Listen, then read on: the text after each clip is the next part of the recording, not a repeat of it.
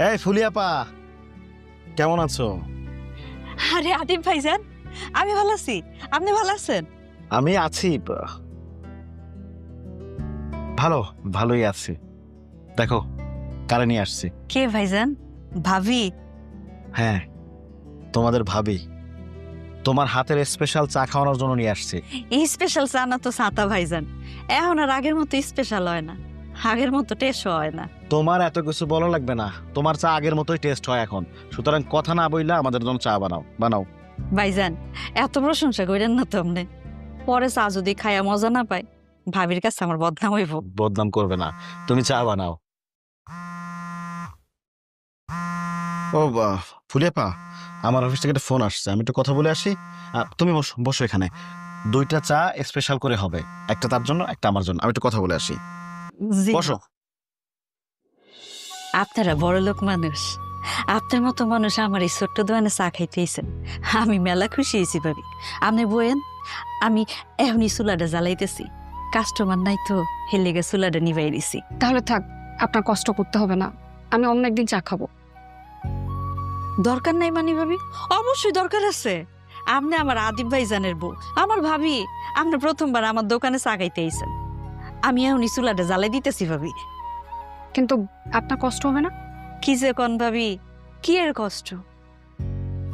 রান্ধন বান্ধন তো হইছে শিল্প। আপনারা শিক্ষিত মানুষ জানি ইংরেজিতে এটারে কি কন। ভাবি, আমরা বেডিরা তো হইছি এই শিল্পের কারিগর। আমার কোনো কষ্ট হইব না ভাবি, আমি 2 মিনিটই চুলাটা জ্বালাই দিতেছি, আপনি খালি একটু বয়েন।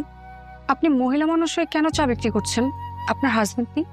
আছে ভাবি, অসুস্থ। আগে রিক্সা চালাইতো, একটা অ্যাক্সিডেন্ট কইরা প্যারালাইজ হয়ে বিছনায় পড়া রইছে, কিছুই করতে পারে না। তাহলে তো আপনার অনেক কষ্ট, আপনি মোটেও সুখী না। আমি সুখে না, এটা আপনারা কে কইছে? আমার মতো সুখে এই দুনিয়ায় আপনার কাউরে পাইবেন না। সৎভাবে কামাই করি, হালাল ভাবে উপার্জন করি ভাবি। বেশ্যাগিরি করি না, চুরি বাটপারিও করি না, পর বেডাগুলোকে ঢলাঢলিও করি না। নিজে কষ্ট করে কামাই করি, সেই টাকা দিয়া জামের চিকিৎসা করি। আবার বুড়া শাশুড়িরও পালতেছি। আমার 2টা পোলা মাইয়া আছে, এগুলার স্কুলে পড়ালেখা করাইতেছি ভাবি। এক জীবনে আর কি লাগে কন? এর থেকে সুখের জীবন আর কারো হয়? সারাদিন দোয়ানে খাটাখাটনি করানোর পরে যখন ঘরে যাই ভাবি, ওনার চেহারাটা দেখার পরে আমার সব কষ্ট দূরে যায়।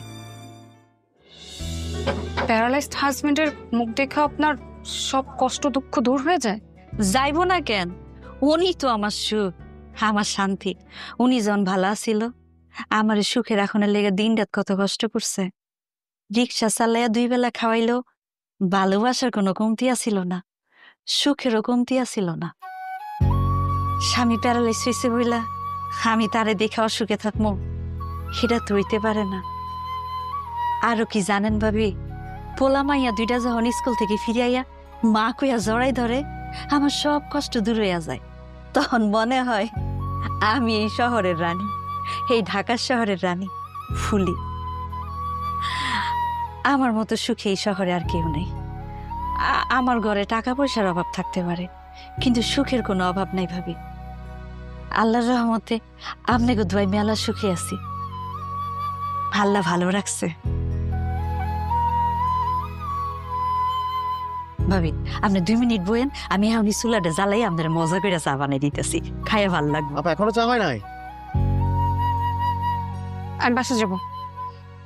চা খাবে না? না, আমি চা খাবো না, বাসা যাব। আরে কি ভাই, আমি কি ভুল কিছু কইছি? না আমার কি কোনো অন্যায় হইছে? না, তুমি তো কখনোই ভুল কোনো কথা বলো না, তোমার ভুল হওয়ারও কথা না। সব তো আমার আসলে কপালেরই।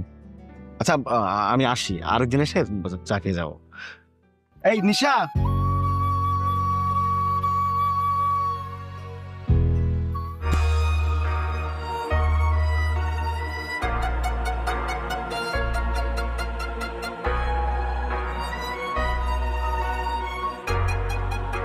যাও রুমে গিয়ে ফ্রেশ হয়ে নাও।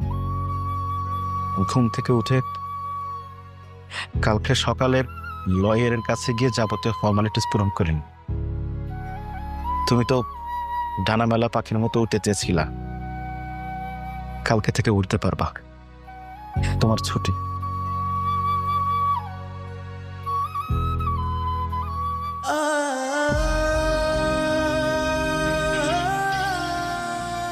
প্লিজ আমাকে ক্ষমা করে দাও, প্লিজ ক্ষমা করে দাও। সরি কেন বলতেছ? সরি কিসের জন্য? আর কিসের জন্যই বা তুমি আমার কাছে ক্ষমা চাচ্ছ? জানো,